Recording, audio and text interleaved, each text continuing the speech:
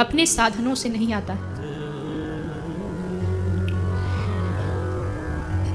जीवन में भगवत प्राप्ति अपने भजन से भी नहीं होती है, लेकिन ऐसा संत जिसका आधार ही राधा नाम हो, कृष्ण नाम हो, उस किसी महापुरुष का सानिध्य और कृपा मिलना ही जीवन की उपलब्धि है। एक ऐसा संत जो वृंदावन की माटी में पड़ा पड़ा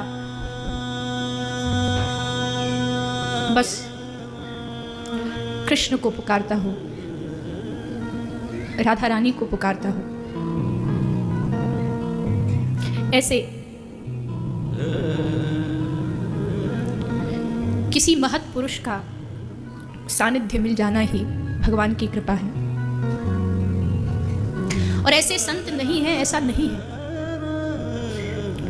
हैं पर अपने आप को छुपा करके रखे हैं, कहीं कोई जान ना ले, कोई पहचान ना ले, कहीं मेरी भक्ति में ये सब बाधा ना बन जाए। साधारण वेश, हाँ चेहरा जरूर दिखा देता है किसके जीवन में भजन के अलावा और कुछ भी नहीं। उसकी आंखों की चमक, उसकी आंखों की करुणा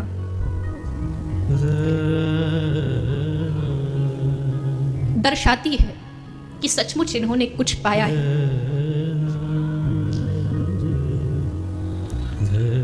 लगता है मानो श्री कृष्ण इनके साथ खेलते होंगे, राधा रानी इनके साथ लीलाएं करती होंगी।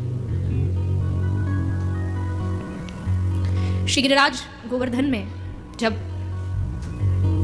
रघुनाथ दास गोस्वामी भजन करने बैठ जाते थे, ऐसा वर्णन है कि 24 घंटे में से केवल 2 घंटे सोते थे और बाकी समय भगवान नाम जाप करते थे। माला लेके बैठे हैं बाहर कुटिया के, बहुत धूप पड़ रही है, पसीना निकल रहा है, पर होश नहीं है कि मुझे गर्मी से भीतर जाना है।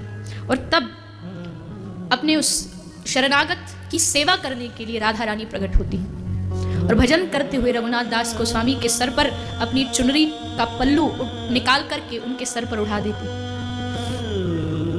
कौन कहता है कि भक्त ही अपने इष्ट की सेवा करता है? कभी कभी भगवान भी अपने भक्त की सेवा करते हैं।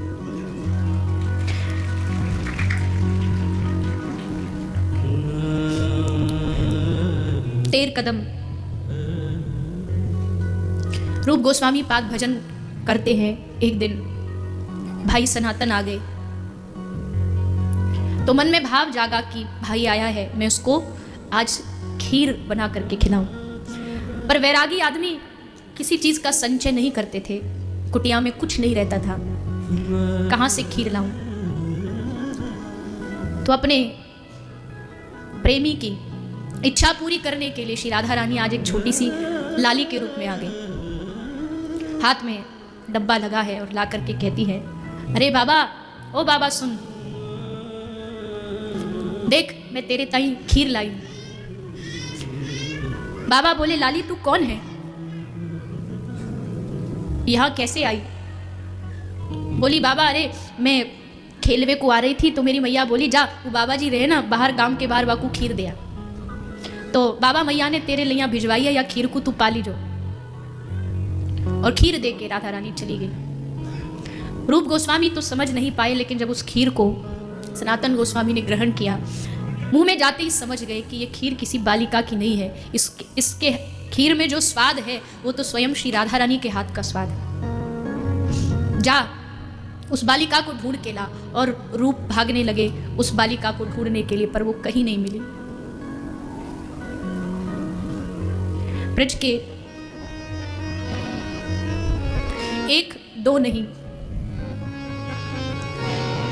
ऐसे कितने संत हैं जिनको साक्षात अनुभव होता है। तो हमें न हो, लेकिन जिन संतों को हुआ है, ऐसे संतों का सानिध्य भी मिल जाए जिनको आज भी श्री राधा रानी की पायल सुनाई देती है।